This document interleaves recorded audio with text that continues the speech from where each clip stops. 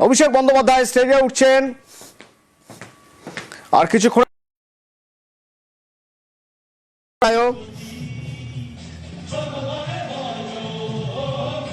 যে মঞ্চ করা হয়েছে সেই মঞ্চে শহীদ বেদি করা হয়েছে, সেই শহীদ বেদিতে শ্রদ্ধা জানাচ্ছেন অভিষেক বন্দ্যোপাধ্যায়।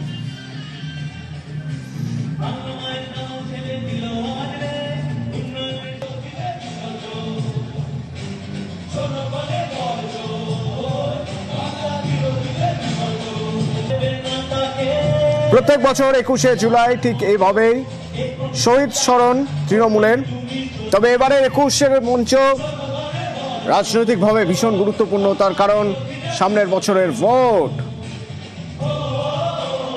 তার আগে দুটি ভিন্ন অবস্থান, দুটি ভিন্ন জায়গা, যে জায়গাগুলো জোর দেওয়া হবে, বার্তা দেওয়া হবে, এক দলীয় কর্মী সমর্থক স্থানীয় নেতাদের বার্তা, পাশাপাশি বিরোধীদের দিল্লিকে নিশানা করা হবে এই মঞ্চ থেকেই। 26-এর সুর বাঁধা হবে এই মঞ্চ থেকেই, এবং যা এখান থেকে নেতা কর্মী সমর্থকরা এই বার্তা নিয়ে পৌঁছবেন তৃণমূল স্তরে, সেই জন্য এই মঞ্চকে বেছে নেওয়া হয়। এবং এই মঞ্চ রাজনৈতিকভাবে ভীষণ গুরুত্বপূর্ণ। 26-এর আগে একের পর এক ইস্যু,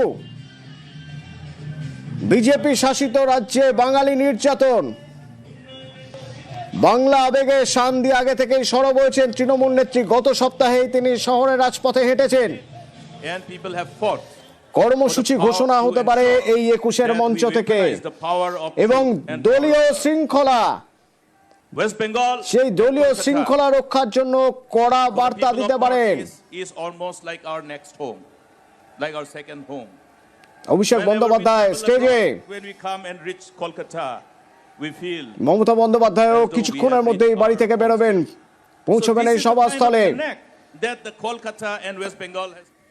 লাইভ এই ছবি দেখাবো, হেডলাইন্সের পর সঙ্গে থাকুন।